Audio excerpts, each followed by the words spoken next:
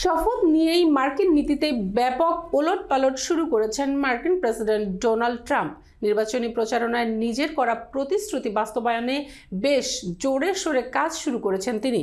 Oval অফিসে উঠেই অন্তত কয়েক ডজন নির্বাহী আদেশে সই করেছেন দ্বিতীয় মেয়াদে ক্ষমতায় প্রত্যাবর্তন করা এই রিপাবলিকান নেতা। বিস্তারিত ডেস্ক রিপোর্টে।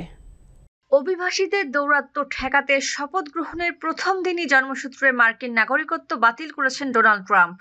এ খবর দিয়েছে অনলাইন CNN।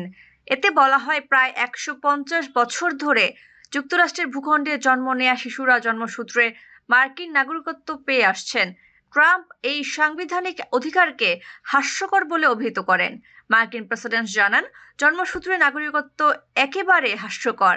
তার বিশ্বাস, এই বিধান বদলানোর জন্য ভালো আইনগত যুক্তি আছে। একটি সূত্র নিশ্চিত করেছে যে অভিবাসন বিষয়ে ট্রাম্প একটি উল্লেখযোগ্য পদক্ষেপ নিয়েছেন। তিনি বিচার বিভাগের জাতীয় অভিবাসন আদালত পরিচালনাকারী সংস্থার শীর্ষ নেতৃত্বকে সরিয়ে দিয়েছেন। সোমবার ট্রাম্প শপথ নেয়ার পরই এই কাজ করেন। অভিবাসন বিষয়ক নির্বাহী অফিসের মাধ্যমে যুক্তরাষ্ট্রের অভিবাসন আদালত পরিচালিত হয়ে থাকে, যেখানে অভিবাসন বিচারকরা সিদ্ধান্ত নেন যে অভিবাসীরা যুক্তরাষ্ট্রে থাকতে পারবেন নাকি তাদের বহিষ্কার করা হবে।